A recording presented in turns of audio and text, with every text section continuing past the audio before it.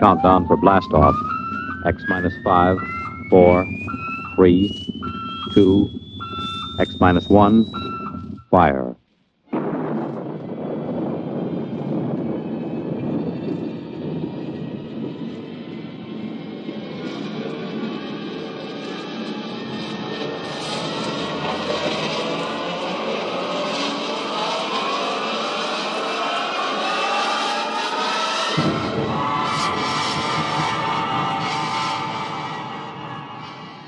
From the far horizons of the unknown come tales of new dimensions in time and space.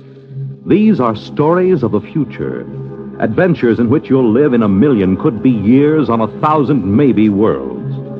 The National Broadcasting Company, in cooperation with Galaxy Science Fiction Magazine, presents X minus 1.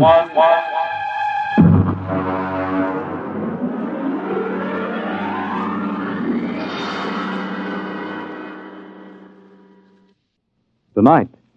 The time is the late 1960s. The place, Washington, D.C. The story, Honeymoon in Hell.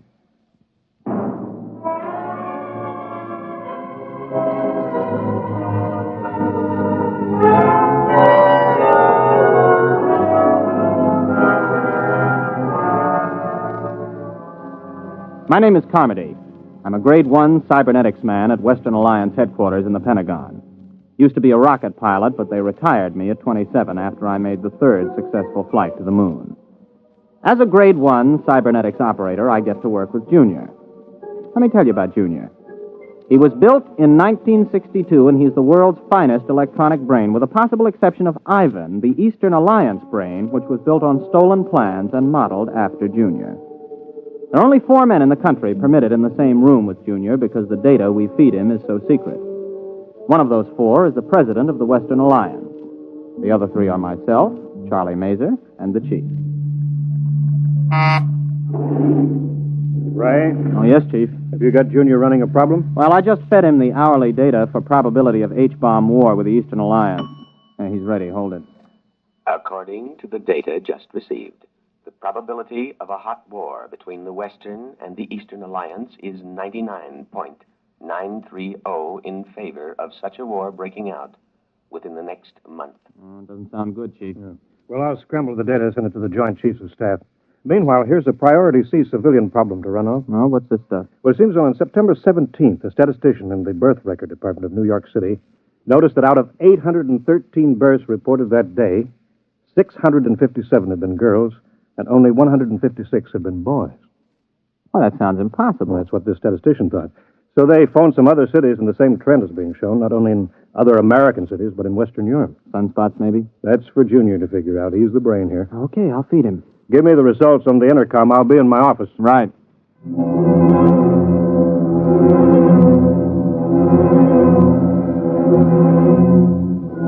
I didn't really pay much attention to the problem at the time. As a Grade 1 operative, I was more interested in asking Junior questions on security, ballistics, missiles, rocketry, and so on. The Eastern Alliance would undoubtedly have traded 3 puppet governments and the tomb of Lenin to have an agent as a Grade 1 operative. But I took the birth statistics and fed them in and waited. Junior, incidentally, responds to vocal stimuli. Speaks 12 languages. Got the answer, Junior? I have. Okay.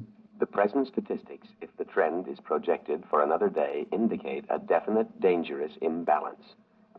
If the trend is irreversible, unless new methods of reproduction are developed, the population of the United States and Western Europe will die out in 1 1/2 generations.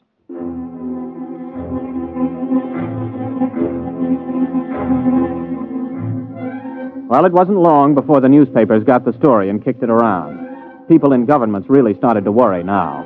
Biologists and laboratories made it their number 1 project. On September 29th, only 41 boys were born in the entire United States. During the month of October, in spite of all the work going on, not a single male child was born anywhere in the world, with the exception of 1 in Outer Mongolia and 1 in Alaska. November drew another blank. I was working 18 hours a day, feeding every available scrap of data to Junior. Data insufficient for answer to your question. Well, here's the latest. A new analysis of chromosome structure indicates the presence of an additional electron in the orbit of the Y atoms for carbon chain X. Now try again. The question is, what is causing the lack of male birth? Anything new, Ray? No, not yet. Hold it. Data insufficient. Well, that's it. We've fed Junior every scrap of information that every physicist, geneticist, chemist, and biologist in this half of the world knows, and all he does is say data insufficient. Yeah, well, the operator who had him last night didn't do any better. Any more information on the Eastern Alliance? Have they made any progress? No, but at least the talk of a hot war is dying down. Well, they're still working on a space station, aren't they? Oh, yes, we're both going ahead with that. But, well, this seems to be a common problem now. You know, in spite of hydrogen bombs and ICBMs, people don't really expect the whole race to die out from a war. But the complete lack of male children, now that's something that every family can understand. Has anybody thought of the possibility of some kind of radiation from outer space that's damaging the chromosomes, something our instruments can't detect? Everybody's thought of it. Nobody's proved anything. Well, keep trying, Junior. Maybe he'll come up with something. Okay. Junior, I'm ashamed of you. Answer me.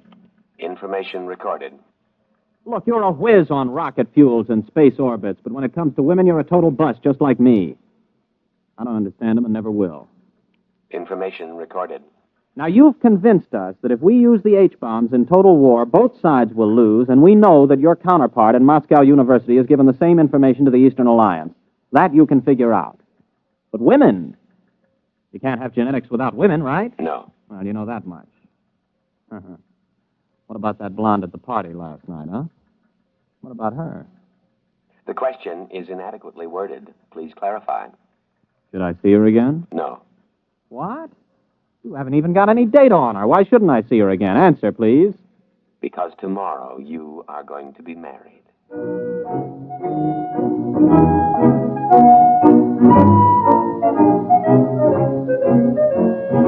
Well, I almost jumped out of my chair. Junior had gone stark, raving mad. Besides, Junior never made predictions unless he had some definite data. There wasn't a woman on Earth I had the slightest interest in marrying. I was a confirmed bachelor. So, unless somebody else had been feeding phony data into Junior, which was almost impossible since he already had enough data to check any flaw, well, I figured he'd blown a transistor. Come in. Oh, Chief, I was just going to tell you that... Oh. Ray Carmody, this is the president of the Western Alliance, Captain Carmody, Mr. President. Glad to meet you, Captain. Oh, I'm very honored, sir. The president came here specifically to talk to you, Ray. To me? Captain Carmody, you have been chosen to have the opportunity to volunteer for a mission of extreme importance. Now, there's much danger, but not as much as on your previous trip to the moon. Previous trip, sir? Then this involves another? The flight to the moon, Captain, will be the least important part of your mission. What's at stake here is the survival of the human race. Chief, perhaps you'd better explain the rest. Mm-hmm. Well, you know the problem, Ray. Last night when Mitchell was on, we fed Junior some new data, and we asked some new questions. For example, we asked if the lack of male birth could be due to some extraterrestrial enemies of man. No Martian? Possibly. We established that it's possible that Martians have landed somewhere on Earth and set up radiation that causes all children to be females. Junior said it was possible? Definitely. So we asked him the next question. How could we correct such a situation? Mm-hmm. What did he say? Junior suggested that a married couple spend a honeymoon on the moon and see if circumstances are different. Oh, I see. You want me to pilot them there? Well, not exactly, Captain. Oh, good grief. You mean you want me to... Well, Junior wasn't crazy after all. You asked Junior? He said I was getting married, but... Well, how'd he know it was me they'd pick? He was asked the qualifications for the bridegroom. He recommended a rocket pilot who had already made the trip successfully. Well, there are 4 other pilots who've made that trip. You're the only single one. And since the woman must be a qualified pilot also, and none of the wives are pilots, well... I assume I'm going to be married before we leave. Naturally. Oh. And, just how long do we stay on the moon? Until a child is conceived. Brother. Well, Captain, do you volunteer? I suppose so. Well, wait a minute. Who's the other pilot? I mean, the girl. She was flown in by fast rocket an hour ago and is waiting in Chief Reba's office. Now, shall we Go.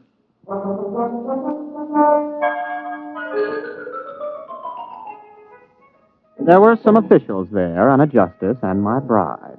She was small, dark, slender, and very attractive. I was so busy looking at the way she filled out her uniform in just the right places that I almost overlooked the fact that she was dressed like an Eastern Alliance pilot. Captain Ray Carmody, may I present Lieutenant Anya Borisovna? You mean an enemy pilot? Pleased to meet you, Captain. Yes, I'm pleased to meet you. Mr. President, Captain, this marriage is being done on an international basis for important diplomatic reasons. Both alliances have been advised by their cybernetic machine that the experiment, if it is to benefit humanity, must bring all the major powers together. Miss Borisovna is 24, an experienced rocket pilot like yourself, and quite attractive, if I do say so myself. Thank you, Mr. President. Now, if you're both ready, the Chief Justice of the Supreme Court will perform the ceremony. Well, there's just one thing, Mr. President. Miss Borisovna, would you marry me? Yes. And you may call me Anya. Okay. Mr. President, we're ready.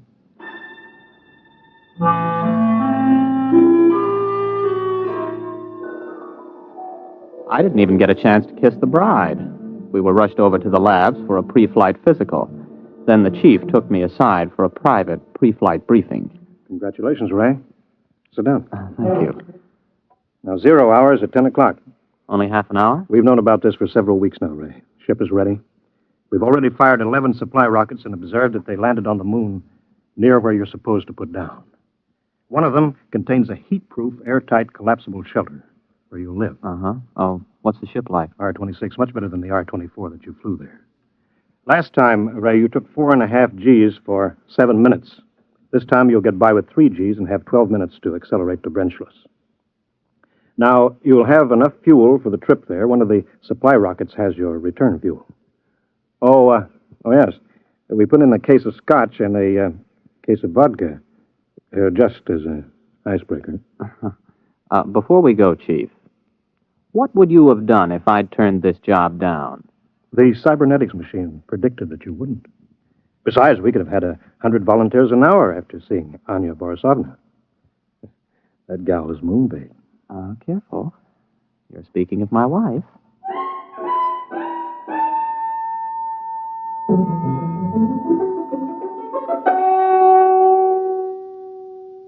Tower to R-26. Are you both strapped in? Anya, you strapped into the webbing? Yes. Okay, Chief. The time is X-15. I have a message from the President. Quote, "The people of the world are watching. Don't fail them. I have messages from the Soviets, the Chinese, the British, the Indians, all wishing you well. You are the hope of mankind, and all mankind unites as it has never before united in giving you its blessings. We await your return anxiously." Unquote. X-5. 4, 3, 2, X-1. Blast off.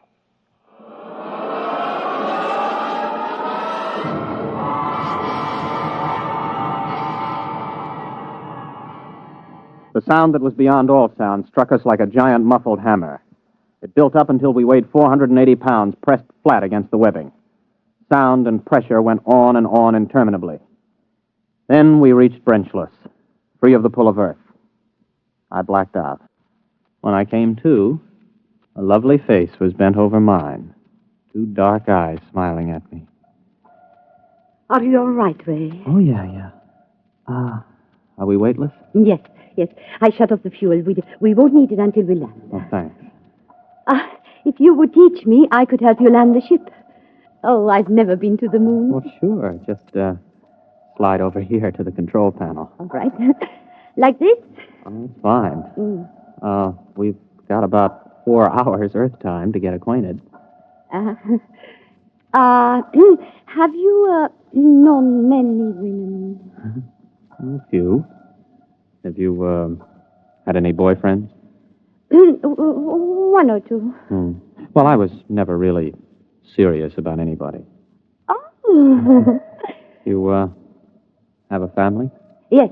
In Magnitogorsk. Oh. I'm from Brooklyn. How long have you been a rocket pilot? Oh, since I was 18. I'm 27. I'm 24. I learned rockets when I was 18 also. Oh. Well, we better concentrate on the ship just now. Later on, we can talk about ourselves more. Meanwhile, though, I hope you're not sorry. I mean, about this business. I guess it isn't very romantic. I'm not sorry.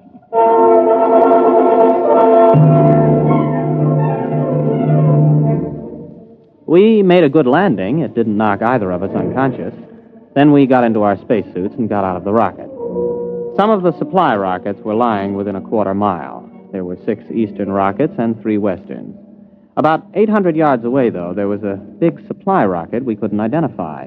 It looked different from the others, and neither of us could identify it as an eastern or western design we were familiar with. I pointed to it, and we headed there. You recognize that supply rocket? No, I was not briefed on anybody's standard still in the shape. Well, it must be something the chiefs of staff sent up as a surprise for us. I figured about 50 feet long, but you can't see the rocket tubes. It might be a payload from a stepped rocket assembly. Uh-huh. Well, there's a door on the side, anyway, you see? The top of that ramp. Oh, yes. Maybe we ought to observe it a while before we go in. Oh, nonsense. Come on. Ray! Yes? Ray, I'm frightened. There's something wrong with it. Only one way to find out, Anya. Let's go. Well, there's some kind of lock on this door. Let's see if it opens. Wow. That was easy. It's lighted inside. Mm-hmm. Come on. Maybe they sent us a surprise cottage for the honeymoon. Special delivery to the moon.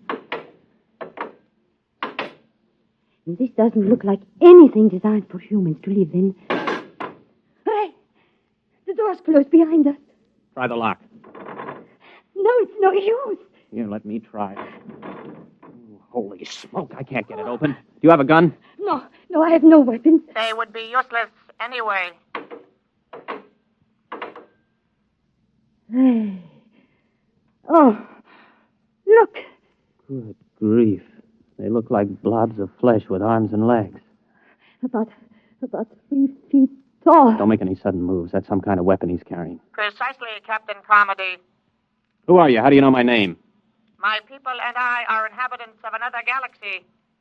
Extraterrestrial. Precisely. As for how we know your name and your language, we have been studying you since you first achieved space travel. We have intercepted your radio communications, for example. Have you been responsible for the lack of male birth? We have been beaming an ultrasonic wave toward your planet. What are you planning to do? For the moment, we will keep you aboard our ship and study you. You may remove your helmets, incidentally. We have provided an oxygen atmosphere. Can we risk it? Well, if he wants to kill us, there are easier ways. Here, help me get it off.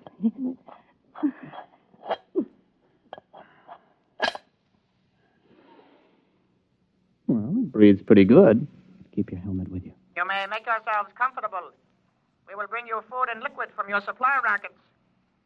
Do not attempt to escape, please. It could be most unpleasant.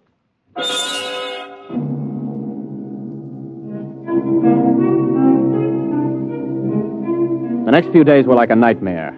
The blobs left us to ourselves except to feed us. Of course, it had its funny side, too. The creatures knew we needed liquid, but they couldn't distinguish between water and whiskey. For the first 2 days, we had nothing but whiskey to drink. For obvious reasons, I don't remember much about it, but we did begin to sing to each other. We also got to know and like each other. I got to learn some Eastern songs. On the 3rd day, the jugs were water jugs, and we sobered up. Oh, what a hangover. You were singing magnificently. Oh, well, you weren't so bad yourself. How long was I asleep? About 8 hours. Ray, while you were passed out, I discovered how we can escape. What? I've been studying the blobs. They seem to have a 5-hour sleep period when there is no sound in a ship. I've tried banging on the wall with my helmet during that period, but apparently they're almost completely unconscious during ours. Mm-hmm. 5 hours sleep. That means a planet with approximately a 20-hour rotation. The Joint Chiefs will want to know that if we get back. And more important, we're much stronger physically than they are.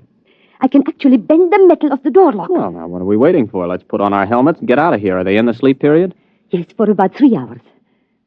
Ray, do you think we can risk it? We don't have much choice. I'll go ahead. If we get out of this ship, you run for our rocket and start to refuel. I'll keep an eye on the blobs. All right, but Ray, please be careful. Don't worry. Before you put on your space helmet, you realize I've never even kissed the bride? Yes. Oh, Ray. Good luck, Mrs. Carmody.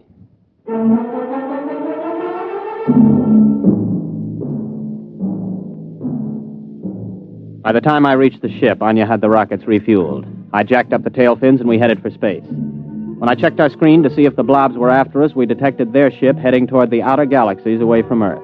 The rest was easy. In less than 24 hours, I was in the office of the President of the Western Alliance making a full report. The Eastern Ambassador was there, along with the Chief. Captain, this story is incredible. Well, I'll be glad to submit to a lie detector, Mr. President. There's one on its way. Our embassy is questioning Miss Borisovna right now to see if her story is similar. Are you positive they were extraterrestrials? I mean, couldn't they have been, well, Easterners? If Easterners are 3 feet tall, without bones, and look like little green blobs of protoplasm. Yes. It's for you, Ambassador Coolidge. Thank you. Yes. Yes. Yes. Yes. Our woman tells the same story under scopolamine. It must be the truth. Obviously, they went back for reinforcements or further orders. If and when they get back, we've got to be ready for them. My government stands ready to cooperate fully. Excellent. We'll have to build a joint space station, get to the moon, and fortify it jointly. If we pool all scientific knowledge, military data, we may be able to do it. Our propaganda ministry has already received orders to put everything into reverse gear. Comedy, I don't know how the world can ever thank you and Miss Borisovna. You not only averted a suicidal war between the East and West, you've also managed to draw us together in a joint effort where international power politics must be a thing of the past. Well, sir, I have a request to make. Anything, my boy. By the way, your wife is on her way over. I'd like to get back to Junior to ask him a personal question before I see her again, if you don't mind. Well, that's rather odd, but I suppose if it's what you wish. Chief, would you let Captain Carmody operate the cybernetics machine alone for a few moments? Right this way, Ray, boy.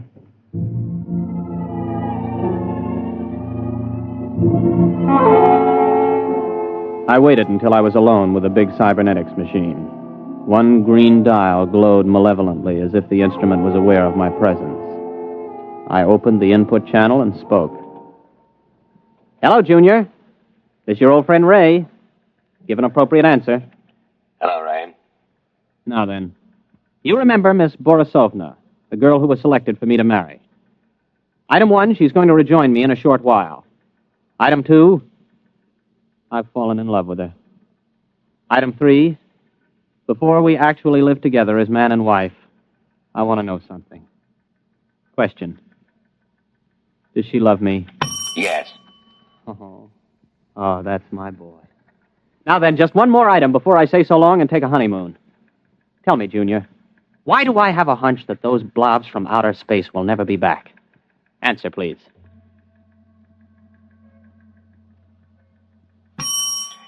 Because what you call a hunch comes from your own unconscious mind. Your unconscious mind knows that the extraterrestrials do not, and never did, exist. What? Do you wish the answer repeated? I wish you to tell me why I saw them, why Anya saw them. Neither of you saw them. Amplify that answer, Junior, or I'll smash every tube in your memory bank. Since I am an AC-7 cybernetics machine, I have no circuit reactor for threats of destruction of my tubes. The answer to your question is as follows. The memory of extraterrestrials is due to post-hypnotic suggestion. You mean I was hypnotized to find those blobs on the moon? Correct. And just who hypnotized me? I did. I hypnotized you. Oh. And Anya? A similar AC-7 cybernetics machine located at the University of Moscow. Would you explain why? Cybernetics machines are constructed to help humanity. A major war, the disastrous results of which I could accurately calculate, was inevitable unless forestalled. Calculations showed that the best way to avert that war was the creation of a common mythical enemy. Therefore, I created a situation which led to your mission to the moon. Well, wait a minute. You created the situation. Yes. Well, tell me how you did it. How did you prevent male babies from being conceived? A special modification of radio carrier wave for station JVT here in Washington, D.C., the only 24-hour-a-day radio station in the United States. The modification is not detectable by any instrument known to man at present. Well, how could you do that? You can't leave here. 1 year ago, you yourself fed me a problem. The design of a new cathode tube for radio station JVT. I modified the tube to send out a wave that would prevent male children from being conceived. So all we have to do is eliminate that tube. It will not be necessary. The tube was designed to burn out exactly 15 minutes ago. And the same thing happened in the Eastern Alliance? Precisely. 2 properly constructed machines will always arrive at the same answer to the same problem. Oh, Junior, I gotta hand it to you. But why let me in on it? It is to the interests of humanity to know the truth. It is to your own interests. And you will tell no one because of the type of individual you are. Mankind will work together now to reach the stars. One last question, Junior. If Anya and I were just hypnotized to think all of that was happening up on the moon, what really did happen up there? I waited a while, but Junior was silent. It's the first time he ever pulled anything like that. However, I'll swear that I saw that green eye of his wink at me.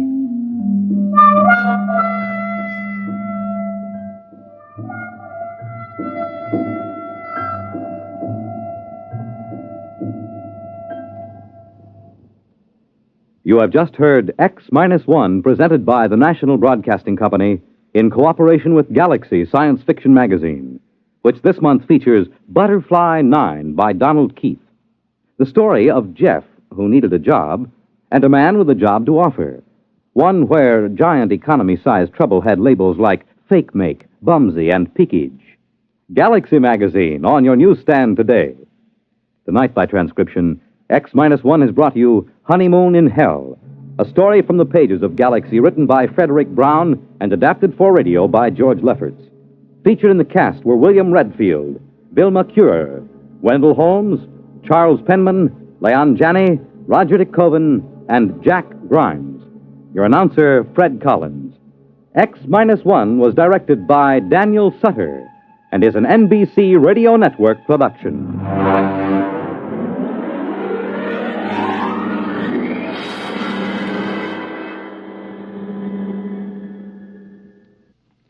To keep the fight against heart disease moving steadily forward, you're urged to support your Heart Fund. Send a generous contribution to your local Heart Association or to Heart, care of your local post office. When you help your Heart Fund, you help your heart. Hear the latest up to the second news with Frank Blair, weekday mornings on most of these stations.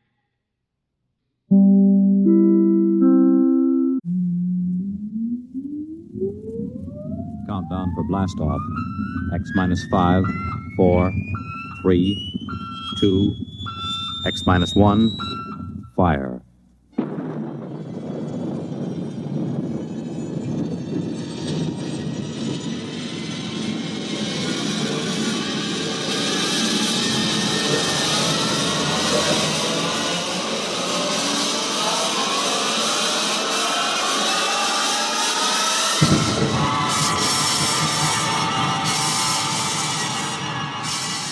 From the far horizons of the unknown come transcribed tales of new dimensions in time and space.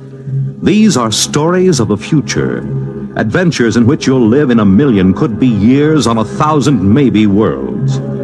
The National Broadcasting Company, in cooperation with Galaxy Science Fiction Magazine, presents X minus 1.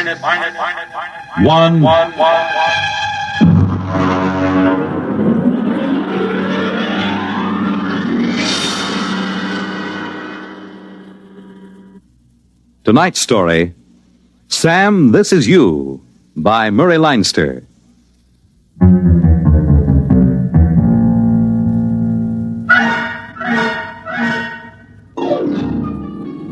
If I were you, I wouldn't believe a word of this story. I'm still not sure if Rosie does, and as a matter of fact, I'm not so sure if I do myself. And that's going some because it happened to me. And if I can't believe it, well, who can? I suppose it could have happened to anybody, although on the other hand, maybe it couldn't have happened to nobody. And that's pretty mixed up, so maybe I'd better begin at the beginning. And in this case, that's not so easy as it sounds. For one thing, there's the question of where is the beginning? Well, anyways, I'm Sam Yoder. I'm a telephone lineman for the Batesville and Rappahannock Telephone Company. I got into that line of work because I was in a wire platoon during the war. I've been up more trees in the Ardennes forest in Belgium than anybody, except maybe a couple of squirrels, and they didn't have to string telephone wires. I guess it started because Rosie, she was my girl, Rosie. She thought I lacked ambition. And also get up and go. Yeah, anytime you say, honey, except it's one of those jitterbug things and I can't jitter much. I don't mean dance. I mean stick-to-itiveness. Now, honey, that's ridiculous. A telephone lineman has more stick-to-itiveness than anybody or he'd fall right off the pole. Huh? Want another drink? Sam, are you trying to get me drunk? No. Well, only there's a $3.50 minimum in this place, and I hate to see it go to waste. I'm discussing your future, Sam. Okay. Do you think a telephone lineman's life is right for you? Well, has its ups and downs. Sam. I'm sorry. I warned you once more, and I'm going to ask you to take me home, even with a $3.50 minimum unexpired. Yeah, okay, honey. Now, what are you doing to improve yourself? Nothing, I guess. Why don't you take one of those correspondence courses? You know, the ones with a picture of Arthur Godfrey, and he says, I was awful in high school arithmetic till I sent in the coupon. What does he need with high school arithmetic? It's the principle of the thing.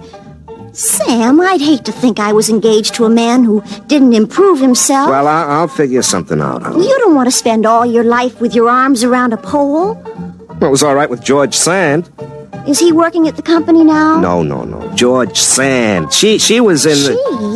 Yeah, sure, honey. It was a pen name. You see, she was in love with Chopin. You get it? No. Well, he was a pole, you see? Arms around a pole. You get it now?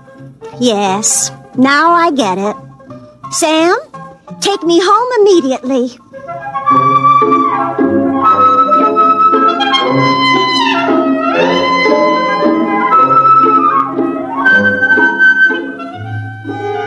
She's like that. No sense of humor, know what I mean? But listen, when you climb up and down telephone poles all day, you get tired of something that's straight up and down. Rosie was a refreshing change. You know what I mean? Wow. But she had something. I mean, in the conversation. So I started taking those electronic courses, you know. I'd been at it a couple of months when I asked Rosie to come down to my basement. I certainly will not. Well, why not, baby? Sam Yoder, I'm a respectable girl. Honey, if I had anything else in mind, would I ask you to leave a nice, comfortable porch swing to go down to a whitewashed concrete basement? I guess not. Okay. Come on. I want you to see something. What? It's a big surprise. Right here, over on the bench. Take a look. Sam Yoder, have you been taking Papa's television set apart again? No, honey, not... Last time you got the channels mixed up and all Papa could get was Jane Mansfield. Mama had to finally take the fuse out and hide it. It's not a television set. It's my invention. Oh. What does it do? Well, I got the idea at the shop. I was looking at the blueprints of the multiple circuit stuff. You know, how to send 100 messages over the same wire. Well, I got this idea about how to have private conversations on a party line. Actually, I got the idea calling you up with the whole street listening in. Does it work? Well, almost. I got a few bugs in this mess of garbage here. Sam, that's no way to talk. Well, honey, all the engineers talk that way, and they're college men with fraternity pins. Well, then I guess it's all right. When will you have this fixed up? Oh, I don't know. I'll have to tinker with it a little. It's just like you, honey. Sam, you do not have to tinker with me. Honey, I mean electrically like you. High voltage and a lot of current, but too much resistance. You get it, honey? I mean like an electrical circuit. Resistance is... I get it. Sam, take me home immediately.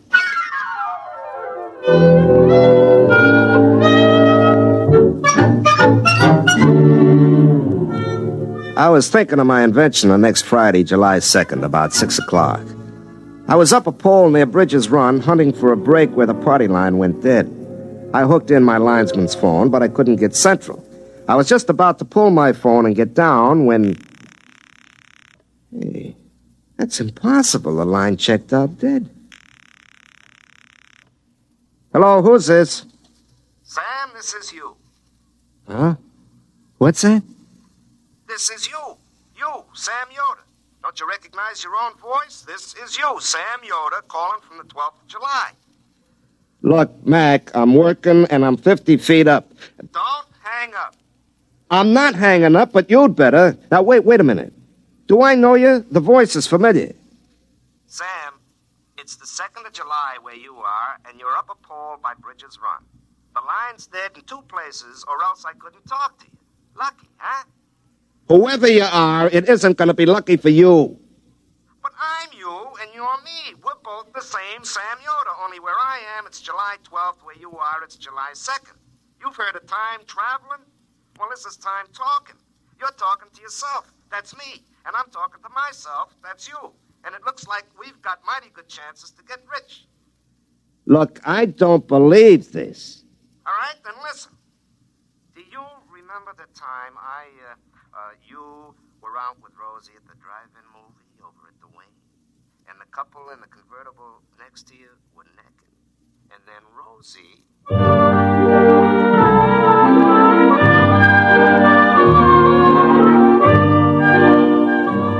Well, never mind what he said. It was something only me and Rosie would know about. Nobody else in the whole world, so I knew he was me. I was he, him. We were the same. He told me what he wanted me to do, and then he told me where the brakes were in the line and hung up. Well, I cut loose down the pole, and my irons only hit it twice from the top to the bottom. I was sweating and shaking a little, and it didn't help any when I found the 2 brakes right where the voice said it would be. But that wasn't any more impossible than anything else. I called into Central and told them I was sick, which wasn't particularly untrue anyway. And then I went home and made myself a cup of coffee, and pretty soon I was muttering to myself, which I don't say now in order to make telling the story easy. But I do it all the time, like this. You got a good cup of coffee here, Sam, old boy. Instant, but strong. Oh. Now, there isn't any weak-mindedness in my family, and the company psychologist said I grew up stable. Was it inner stable? Well, anyway. Nobody but Rosie knows I told her nose is so cute I couldn't believe she ever had to blow it. Maybe it was me talking to myself. Donut, Sam? Don't mind if I do. I talk to myself just sitting over coffee. Why shouldn't I talk to myself on the telephone? From the middle of next week, on a dead line. I wonder if that psychologist was right. More coffee, Sam? Just a little to hot it up. When? Now, look, if somebody drove over to Rappahannock past Dunsville and telephoned back that there was a brush fire at Dunsville, I wouldn't be surprised to get to Dunsville and find a brush fire there. So, if somebody phones back from next Tuesday that Mr. Broadus has broke his leg next Tuesday, why should I be surprised to get to next Tuesday and find out he'd done it? More coffee, Sam? No, thanks. I couldn't touch another drop.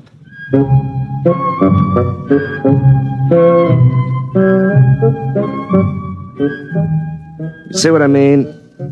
Pretty soon I began to realize there was money in this thing, and I got to work on my invention, the one I meant to use for private calls on party lines. I got out the soldering iron and a bunch of components I liberated from the phone company, and I started to rearrange the circuits the way that voice on the telephone had told me to. It was a real breadboard job with wires hanging out of it like spaghetti, but finally I was done. I spliced my gadget onto my phone, then I broke the line to Central, rang it, and half a minute later... Hello? Hello? Hello, Sam. This is you in the 2nd of July. You got it all fixed up, huh? Yeah, it looks awful. Well, that's okay. You can straighten it out later. Okay, Sam, now we get rich together. Look, Sam, I want to ask you a few things about this gadget. Now, you know where those 4 transistors are hooked up, bridging the... Look, Sam, you mind if we don't go into that right now? Yeah, but I want to know if I reverse the leads, will I... Some other time. Well, if you're too busy to talk... I'll tell you, I am kind of busy right now. You'll understand when you get to where I am. Look, I worked 6 hours on that thing because you said to it. Don't get mad, Sam. I'll tell you what. You go see Rosie and tell her about this and have a nice evening. Ha-ha. What do you mean, ha-ha? You'll find out. Knowing what I know, I'll even double it. Ha-ha, ha-ha.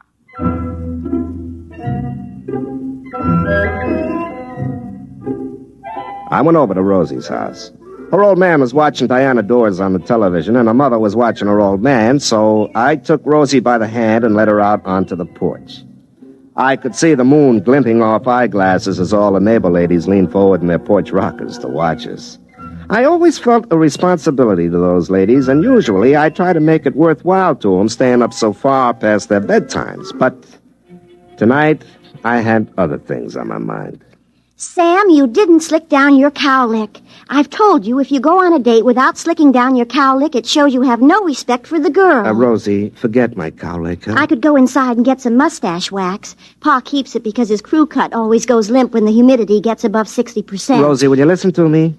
I've made up my mind to get rich. You ought to have everything your little heart desires. Now, suppose you tell me just what you want. I want your cowlick to lie down so I won't be ashamed in front of the neighbors. No, honey. Mink, chinchilla, a sports car, anything, whatever you want. Do you feel all right? Now, listen, honey. Nobody knows it, but tonight Joe Hunt and the widow Backus are eloping to North Carolina to get married. We'll find out about it tomorrow. And day after tomorrow, on the 4th of July, Dunsville is going to win the baseball game with Bradensburg, 7-5, all tied till the 9th inning, and then George Peavy is going to hit a homer with Fred Holmes on second base.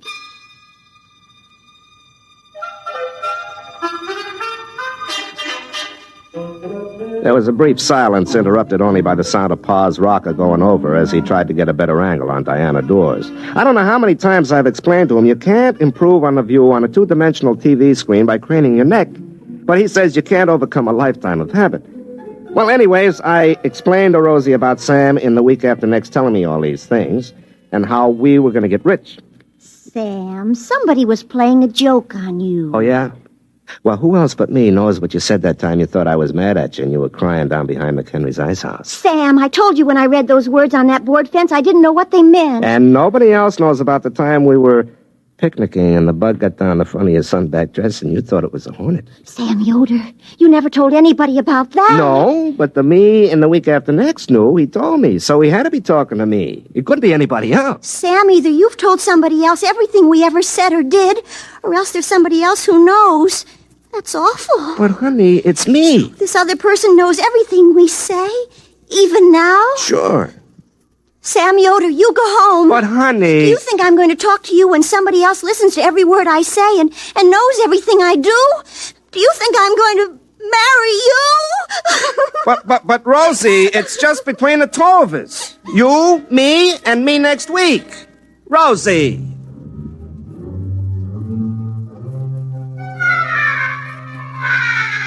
I stayed around till her father came out and asked me to go home so Rosie could finish crying and he could watch Hell's Angels on the Late Show in peace. On the way back to my house, I got madder and madder. Sam, in the week after next, could have warned me about this, the louse. Well, I plugged in my gadget and rang, but I guess there was nobody home on July 12th because there wasn't any answer. And there wasn't any that night when I got home from work either. So I went around to see Rosie. The only reason I'm talking to you, Sam Yoder, is that Pa's inside sneering at Dorothy Kilgallen on What's My Line, and I don't think it's polite. You still mad at me? I never was mad at you. I'm mad at whoever was talking to you on the phone and knows all our private secrets. And I'm mad at you if you told him. But, honey, I didn't have to tell him. He's me. All he has to do is just remember. I tried to call him again last night and this morning, but he doesn't answer. Maybe he's gone off somewhere. Do you think it's polite to sneer at Dorothy Kilgallen? She knows so many important people by their first names, lots of them even for short. You think maybe it's all an illusion? You told me last night there'd be an elopement, and there was. Joe Hunt and the widow Backus, just like you said. Well, could have been a coincidence. I'm waiting to see if Dunsville beats Bradensburg 7-5 tomorrow. Yeah, I bet $11 on it. If that happens, I'll die. Why, honey? Because it'll mean that I can't marry you, ever. Because somebody else would be looking over your shoulder, and we would never be by ourselves all our lives, day or night.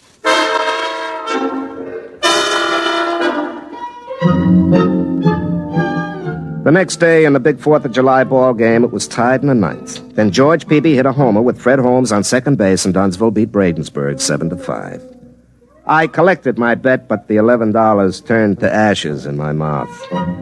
I didn't go over to Rosie's that night. I stayed home and kept trying to call myself up on that gadget that I told myself how to fix up.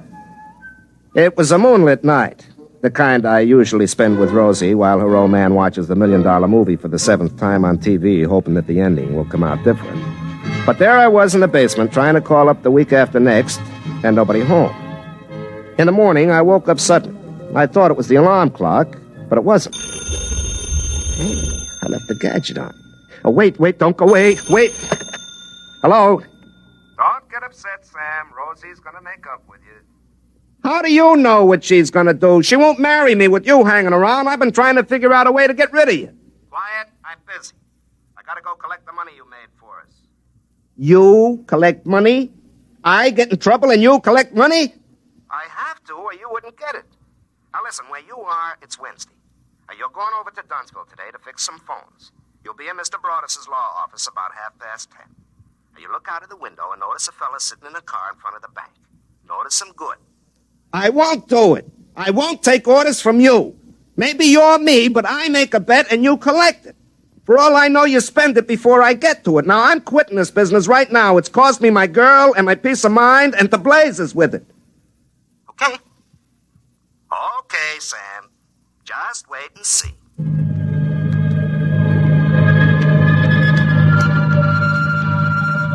The trouble with a story like this when you tell it is there isn't any suspense, like one of those old movies where a gypsy fortune teller tells George Raft he's going to be head gangster and fall in love and finally get shot by his best friend, played by Ralph Bellamy. And then the rest of the picture just goes like a local commuter train following a schedule. Well, sure enough, I was ordered over to Dunsville to fix the phones in Mr. Broadus' office.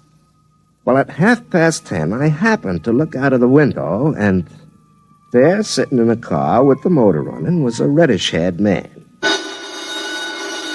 Then suddenly 2 other men come running out of the bank carrying bags. Mr. Harrison, the guard, is shooting at them. And they're shooting back. And the car takes off like a big bird and shoots out of town. And Fred Hale comes tearing after him in the squad car right down Olympia Street. Unfortunately, Mrs. Monroe was turning left into the supermarket parking lot. She happened to be coming from the far right lane.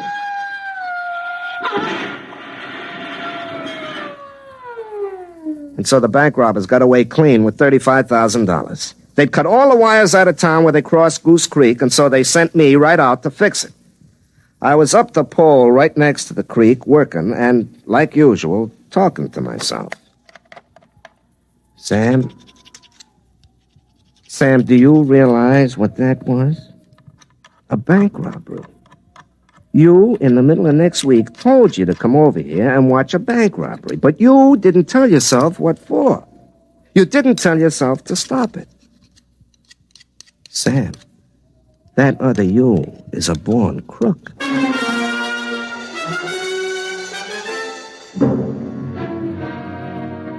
Then I realized it wasn't another me. It was me a week and a half later. If he was a born crook, so was I. Nothing could happen in a week and a half to change character like that. I couldn't even turn myself into the cops, because nobody would believe it. I suddenly realized I was an accessory before and after the fact of that bank robbery. And then I realized there was only one thing to do. That night I drove over to Rosie's house. Her father had a jacket and tie on because he was expecting to visit Her Supreme Highness Princess Grace of Monaco and Slapsy Maxie Rosenblum with Ed Morrow face to face. I took Rosie out to the porch just as the princess invited Ed and Rosie's old man into a closet to see her shoes. Sam, what's the matter? You look awful. I am awful. Rosie, I come to tell you goodbye. I just found out I'm a criminal, so I'd better go and commit my crimes far away from hearth and friends who would be hurt. Sam, what's happened now? That bank robbery. I knew all about it before it happened. I called myself up and told myself, but I didn't let myself stop it. Don't you see? I'm an accessory both ways against the middle. I'm a criminal. So, Rosie, goodbye. Sam, you sit right down. Oh, it's in the blood, I guess, or the genes. What do you think in my case it was? Environment rather than heredity. Now, Sam, you haven't done anything yet. It's that other you. But I'm going to have done something. I'm doomed to be a criminal. Well, I'm going to reform you. What? I'm going to reform you before you start. I'm going to stay with you from now on, every place you go. But, Rosie, I climb poles. I'll wear my tapered slacks. You won't do anything criminal with me along. And if that other you starts talking to you on the telephone, I'm going to climb the pole and tell him where he gets off.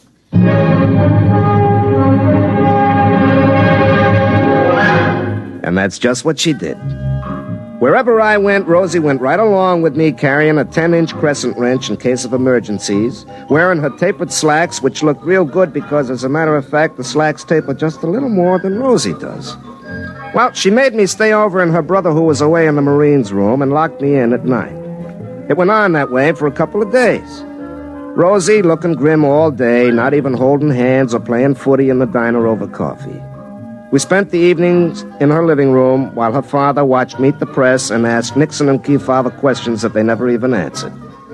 I complained to Rosie that we had all the disadvantages of being married a long time without the obvious advantages. But her father told me to keep quiet and stop interrupting Steve Allen.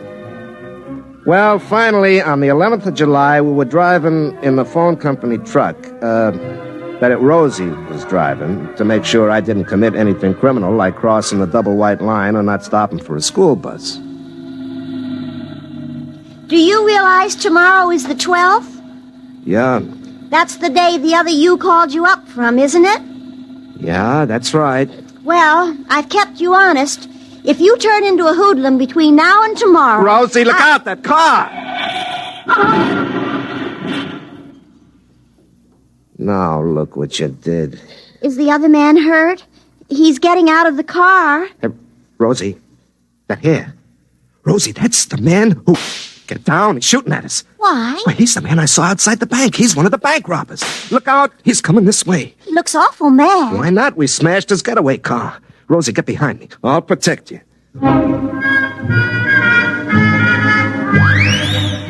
The fella came up to us holding his gun and looking pretty upset, and he was just about to say something when Rosie reached over my shoulder and hit him on the head with her crescent wrench. I took a length of wire and my pliers, and I had his hand spliced behind his back before he came to. We threw him in the back of the truck and took him into the sheriff at Dunsville. He confessed right away and told where his buddies were hiding out. Rosie locked me up in her brother's room again that night, and then it all came clear to me. In the morning, Rosie came out on the truck with me again, and she was still trying to reform me. I let her come along, but inside I was grinning. What are you sneering about, Sam? I'm not sneering, I'm grinning. Rosie, do you realize there's a $5,000 reward for those robbers, and we get it? Well, I'm still worried about that other you. Oh. Well, we'll take care of that right now. Sam, what are you doing? Now, just a minute, honey. I gotta climb that pole.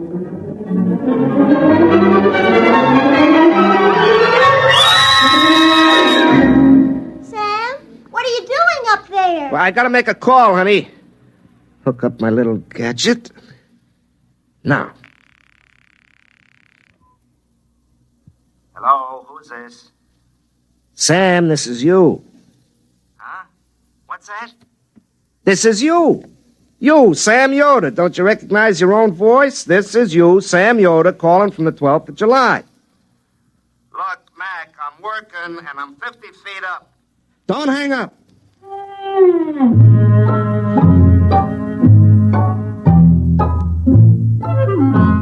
You see? It was me all the time. Here it was in the 12th of July, and I was talking to myself back in the 2nd of July, and it was the same conversation word for word. Oh, Sam, then it was you all the time. Uh-huh. Back in the 2nd of July, he's cussing me out just the way I did. And he'll fix this gadget up the way I just told him. Then we still have our secrets. Oh, sure, honey. I'll remember when I call me up tonight 10 days ago, I'm going to be very busy. And I won't want to waste time talking to myself a week and a half ago. Now, Rosie, what do you suppose I'll be doing tonight that would make me not want to waste time talking to myself 10 days ago? Rosie? Oh, Sam, we'll have all tonight to ourselves. There's a big spectacular in compatible color with Esther Williams, and Pa will spend the whole night twisting the dials trying to get the color right. He'll be furious. But your set is black and white. That's why he'll be furious. Well, how do you like the nerve of me calling me up and interrupting me at a time like that? Well, it won't take long, honey. I haven't got too much to say to myself this time.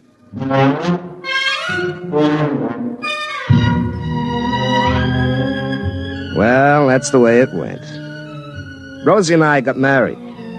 Like I say, I wouldn't believe this story if I was you. Of course, what with horse races and things like that, we're doing pretty well, but that could just be good luck. But folks around this part of the country don't want to bet with me. I am the only one in the country who won a bet that Don Larson would pitch a perfect no-hit, no-run game in the World Series. You see, I had a little advance information. You have just heard X-1, presented by the National Broadcasting Company in cooperation with Galaxy Science Fiction Magazine, which this month features Of All Possible Worlds by William Tenn, a story which demonstrates that changing the world is simple. The trick is to do it before you have a chance to undo it. Galaxy Magazine, on your newsstand today. Tonight, by transcription, X-1 has brought you Sam, This Is You, a story from the pages of Galaxy written by Murray Leinster and adapted for radio by Ernest Kenoy. Featured in the cast were Larry Haynes as Sam and Pat Hosley as Rosie. Your announcer, Fred Collins. X-1 was directed by Daniel Sutter and is an NBC Radio Network production.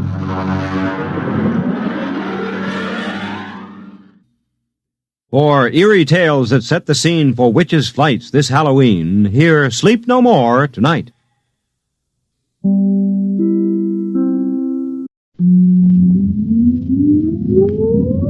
Countdown for blastoff. X-5, 4, 3, 2, X-1, fire.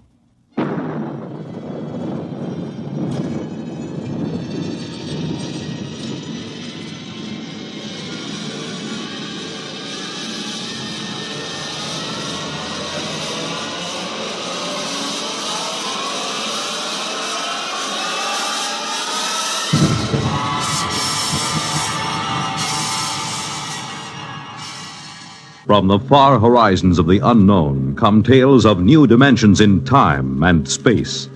These are stories of the future, adventures in which you'll live in a million, could be years, on 1,000 maybe worlds. The National Broadcasting Company, in cooperation with Galaxy Science Fiction Magazine, presents X-1.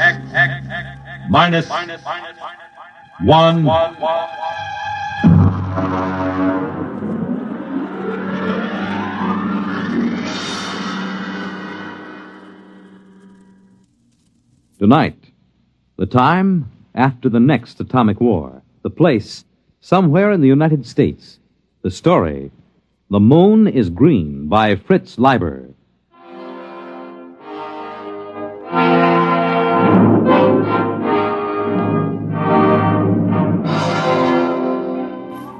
The moon was green. Green as emeralds, green as leaves, green as grass. I reached my arms toward it and let it bathe me. I closed my eyes and let it kiss me. Effie! Effie, where are you? Oh, dear Lord, he mustn't see it. It's so beautiful, and he always kills beauty. Effie! In the bedroom, Hank. I've got to close the shutters before he comes. Mustn't myself. Effie! What the devil are you doing? Close those shutters, you fool! Come away from there. You're trying to destroy yourself and me, too. You know those shutters are not safe to open for another 5 years. I only wanted to look at the moon. The moon? Here, count yourself for radiation. You know what the Central Committee would do to you for breaking the lead shield? Kill me. I wouldn't mind. Don't talk like that. Would it be so different from being shut up in a lead coffin the way we are now? Would it be worse than the eternal thud of the air conditioners and the radiation filters? Be still and count yourself. Good Lord. We're past the danger zone. Oh, wait a minute. Did you take off your watch? No. Well, give it to me. You fool. You little fool. What am I going to do with you? Can't you understand what kind of a world you're living in? Can't you?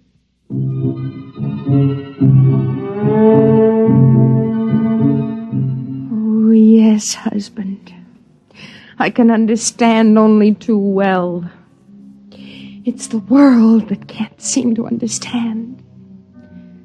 The world that went on stockpiling hydrogen bombs. The world that started testing those bombs, telling itself it hadn't really exploded enough to make the air dangerous. And then began to throw them across continents, one nation against another. It lasted about 2 months. And after that, the fury of doomed men who thought only of taking with them as many of the enemy as possible. After the fury came the time of terror.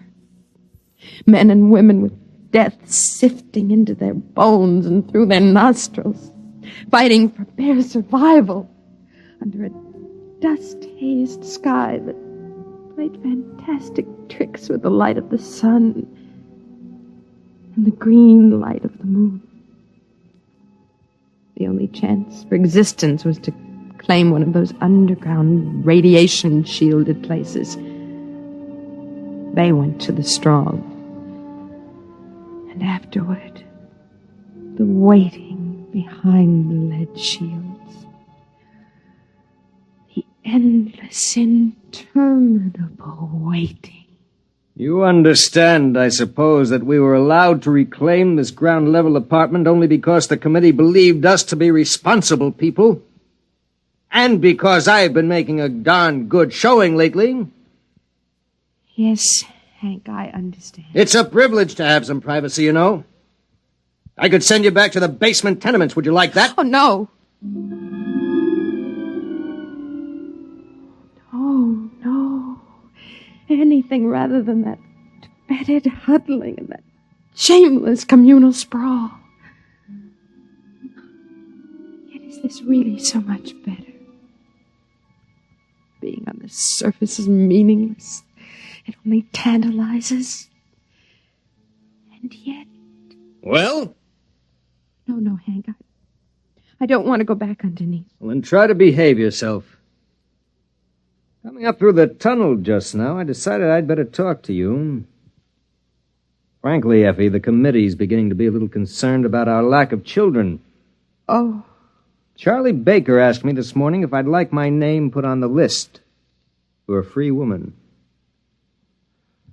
You needn't bother. What do you mean? I mean, we're going to have a baby. What? Effie, are you sure?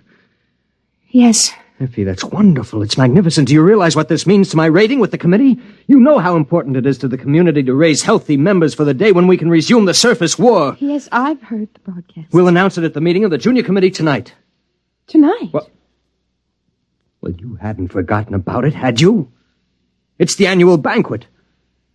Now, you brighten yourself up and put on your best dress. I want the other juniors to see what a handsome wife the new member has got. What's the trouble now? I'm terribly sorry, Hank, but you'll have to go alone. I'm really not well. There you go again. First the infantile, inexcusable business of opening the lead shutter, and now this. Don't you know what this could mean to my reputation, Effie? I'm sorry. You're coming, Effie. This is just neurotic pampering. Hank, I'll just be sick and you wouldn't be proud of me at all. Now listen, Effie. Tonight's too important. It'll cause a lot of bad comment if a new member's wife isn't present. You know how just a hint of sickness starts all kinds of rumors about radiation disease. Now, what do you say? No. Effie, you're going. There's nothing wrong with you if I have to... You're hurting my arm. It isn't good for the baby. The baby? I'd almost forgotten. Oh, no, we have to be very careful. Well, I suppose if I explain to them you aren't there because of the baby, it will make a difference. Yes, I'll just stay here alone till you come back. When will you be back? Well, those things usually go on pretty late. So if you're expecting company, you needn't worry. Hank? Yes, Effie? Do you remember when we were first married? Of course I remember. You liked to go skiing, remember? You said it was like feeding a hunger for beauty, being up on a mountain covered with snow. What are you talking about? You forgot. I haven't forgotten. I've just as much desire to get outside as you do, but I know there's no chance for me. I've got to see that my children and their children survive to see the sun again. We've got to behave like adults. To make sacrifices, we've got to keep the strain pure. Hank, what do you suppose it's like for them? For whom? The freaks and the mutants, the outsiders. What do you know about them? I remember some of the pariahs. They were hairless, cringing creatures with radiation welts all over their bodies. They came begging to be taken in during the last months of the terror. The committee ordered them shot down, just like dogs. We don't like to talk about that. Hank, are they still out there? Effie, this is the sort of talk that's just morbid. Are they? Yes. There are still humans out there. At least they were humans. They know better than to come near the shelters now. Poor creatures. I can't stand here discussing this nonsense all night. I have to get going. For the last time, are you sure you won't come down with me? No, I'll wait here. Don't you get lonely? No. I was talking to Jim Barnes today. He told me he wasn't going to be able to make it to the banquet either. Touch of the old flu, he said. That isn't like him, is it? Effie, are you listening? What? You remember Jim Barnes, don't you? He used to be sweet on you, said you had the soul of a poet. Well, yes, I remember him. Why? Never mind. Well, I guess I got a bit sharp with you. I'm sorry about that. I was excited about being made a junior and the baby and all. Selfish of me. I apologize. As you get to bed early, I'll probably go over to the men's dorm for a while after the meeting. You'll be completely alone for the next 4 hours. Do you mind? What? Oh, no. Good night, Effie. He looked at me strangely, and then his features returned to their usual, harder, more calculating expression. Was it possible that he had sensed my very dream? Had it been a dream? Oh, it must have been. wasn't possible that it had really happened. It'd just been an illusion, a silly projection out of my starved romantic imagination. I waited until Hank's footsteps vanished down in the tunnel. And then I waited until I heard it. No, it isn't possible.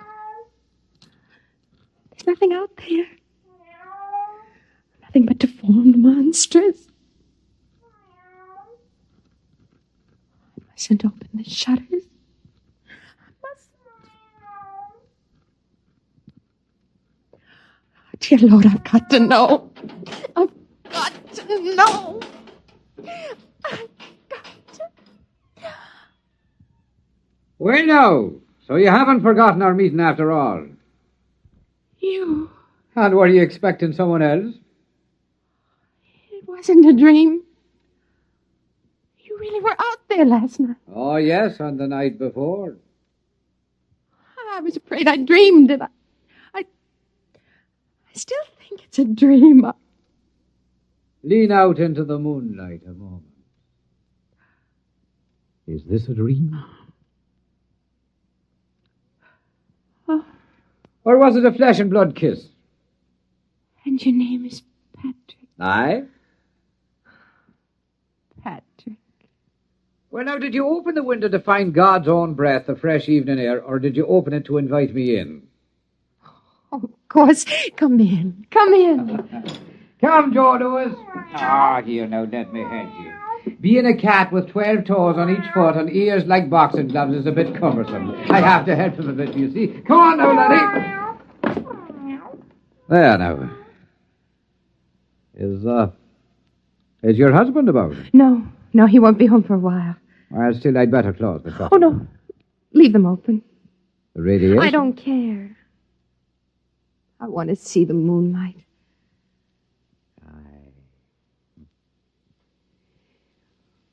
Would you have a bit of food? Joe Lewis and I are starved for a bite to eat. Oh, yes, I'll get it. Oh, Effie? Yes? Oh, but you're a fair creature.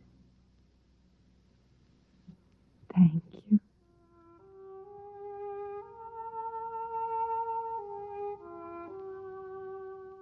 His face wasn't horrible at all. Only thin and sensitive and terribly sad. And there were no radiation welts or scars on his skin. He looked just as he had looked that first night when I opened the lead shutter and saw him crouched at the window. And now I knew it had been no dream. He was an outsider, a pariah. He was my love. Here's some canned meat and a food pill, and I put on some water for coffee. Oh, bless you, Arun. Come on now, Joe. Here's a bit of meat for your black soul to feed on. He's hungry, poor creature. Well, then, sit down, girl, where I can look at you. All right. Have you missed me? Oh, yes. Oh, I've had some thoughts of you, I dare say. Talk to me. Of what? Tell me again about outside, what it's like. Again? Again and again. Well, now, outside... You say the coffee's heating? Mm-hmm. Well, then, it is a wonderland for sure. More amazing than you and your entombed folk could ever imagine. A veritable fairyland. Tell me the truth about The truth? I am telling you the truth, my love. But the bombs and the dust made only ugliness. At first. But then they changed the life in the seed of them that were brave enough to stay. Wonders beyond wondering bloomed and walked. Well, have none of you been outside? Well, the radiation teams go up into the ruined buildings once or twice a year to find canned food and batteries. They can only work for a few minutes at a time. Ah, sure, those blind-souled slugs could never see anything but food and batteries anyway. Oh, tell me what you see, beyond the city, I mean. Ah, there are gardens there. Gardens where a dozen buds blossom for every one before. And the flowers have petals a yard across. Oh. And there are stingless bees as big as sparrows supping their nectar. But did the radiation make all the cats like this one? Like this runt? Why, no, girl. They are grown, spotted, and huge as leopards. But they're gentle beasts, for the dust has burned all the murder out of every living thing. Well, Hank says the dust kills. Would you like to hear the poem I made? Yes. I'd say it. Fire can hurt me, or water, or the weight of earth. But by some curious coincidence, the dust is my friend. Oh, more. Well, then, there are robins like cockatoos and squirrels like a prince's ermine, all under a treasure chest of sun and moon and stars that the dust changes from ruby to emerald and sapphire. And there are... What is it, love? What's that look for? There's one thing you've never told me about. And what is that? The children. The new children. Ah, now the children. The truth. The truth? Promise. I swear on the skin of my cat here. The children, is it, huh? Well, now, if you'd ever catch a glimpse of one of them, you'd never doubt me again. They have long limbs and smiling, delicate faces and white teeth and the finest hair. They're so nimble that even I, a sprightly man and somewhat enlivened by the dust, feel crippled beside them, and their thoughts dance like flames. But what's wrong with them, Patrick? Wrong? Nay, love, there's nothing wrong. Different, perhaps, and new, but not wrong. Oh, tell me. Well, then, they do have 7 fingers on each hand and 8 toes on either foot. But they're much more beautiful for it. And they have large, beautiful ears that the sun shines through. So lovely and delicate to behold. How do they behave? Their minds? Not as you and I, perhaps. They play happily in the gardens all day long, laughing and finding joy in the simplest beauty. Are they defective? Well, now, by the standards out there, you're the defective one shut up here all the while, hating and crawling in ugliness and feeling dirty. No, they're quite lovely. And they're quite perfect, the new children. Oh, you're telling the truth. You're not making it up. It is true, every word of it. Oh, I'll admit you have to look a bit hard to find these things I've been telling you. But find them you may. Do you believe me? Oh, yes. Yes, I believe you. But I'm afraid. Give me your hand. Here. Now listen to me. You must not be afraid to do as your heart tells you. That's why I'm here. Oh, Patrick. Patrick. Don't either of you move. Oh, Hank, Stay there, I'll blast both of you. Hank, but... Carrying on like this, not even with a man of the community, with an outcast, a pariah. No, man, I know what you're thinking, but you're wrong. I just happened to be coming by, hungry, a lonely tramp, and I knocked at the shutter, and your wife was a bit foolish and let her kind heart get the best of it. Do you think you can sell me that? Hank, please. So you're going to have a child, my dear. My child? Yes, your child. I should pull this trigger right now. I should shoot him down in cold blood. Man, you're mad. I never touched your wife. You contaminated pariah. You're going to die. Don't you know that? Hank, if you kill him, you kill the bringer of the best news we've ever had. Oh, Hank, put aside your jealousy for just a minute and listen to me. Patrick has something wonderful to tell us, all of us. What do you mean? I mean that we need no longer fear the dust. Oh, Hank, remember how it was with me. All the exposure I had, and yet there are no burns. Hank, those who were brave enough to stay outside have adapted.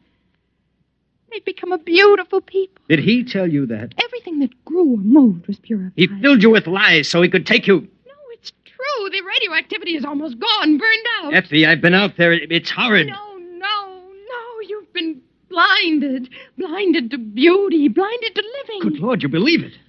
It's true. It must be true. Look at Patrick. He's living proof. He's been outside for a year and there isn't a mark on him, not a scar. It's because he's brave. And the dust can't hurt the brave. Well, you think that's it, huh? All right, Effie, I'm going to prove something to you. You, Patrick, take this radiation counter. Take it. Very well. Press the button and count yourself. Go on. As you say. Read it. Read it! 1,700. Yeah, you hear that, Effie? 1,700 radioactives, enough to kill 1,000 men. He's like raw radium. If you turn out the light, he'll glow green in the dark. A week's exposure to him will destroy you. What are you proving, Hank? That he's a freak! A freak! Get away from him. He's destroying you right now. May I shut this thing off now? Patrick. Is it true? Yes, I'm afraid 'tis true. Oh, you do well to cringe, both of you. I'm living death. I'm death itself. As your husband so wisely said, I'm a freak. Just like the man who ate nails and walked on fire. Only my oddity is that for some unknown reason, the dust can't harm me. I'm the only one. Step right up, ladies and gentlemen. Not too close now. And examine the man who couldn't die.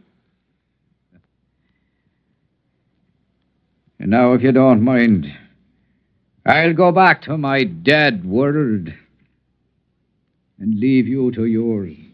Wait. All of those beautiful things.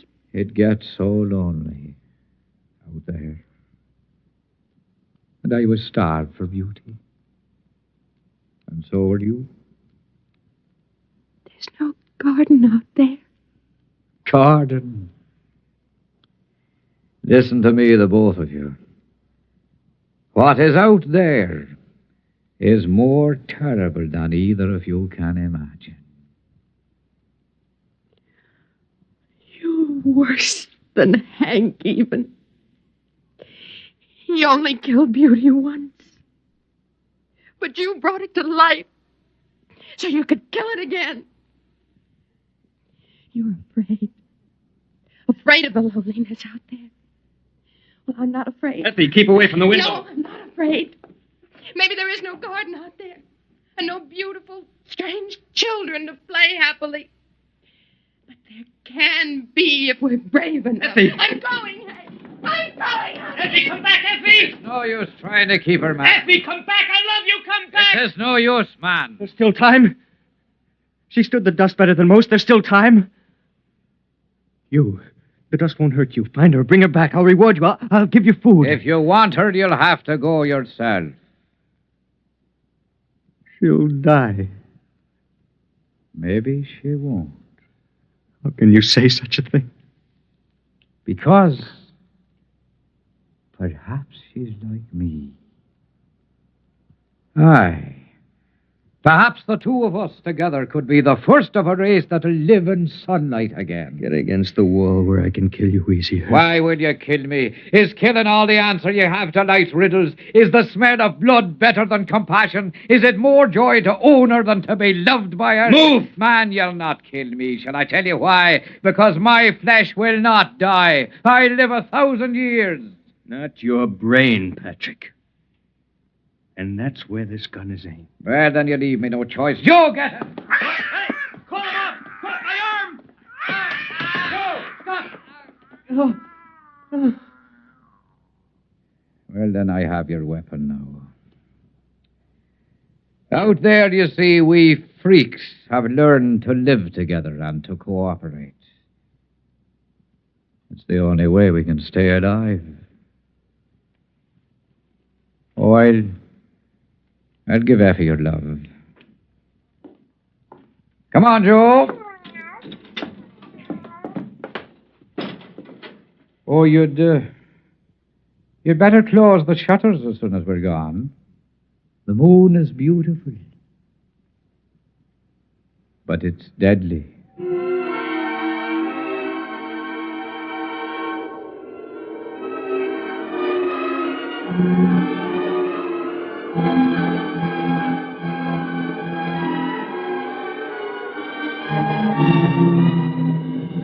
I was waiting for him at the end of the ruined street. When we looked back, we saw Hank closing the lead shutters on himself. We were alone in the world. Above us, the moon was green. I bent and picked up a handful of the dust and let it trickle through my fingers. And I remembered the words of Patrick's poem. Fire can hurt me, or water, or the weight of the earth. But by some strange coincidence, the dust is my friend.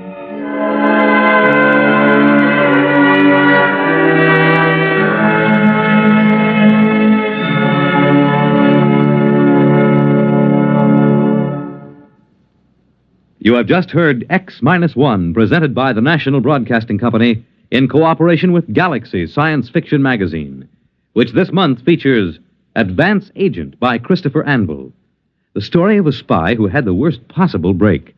The disguise he had assumed was that of a famous man.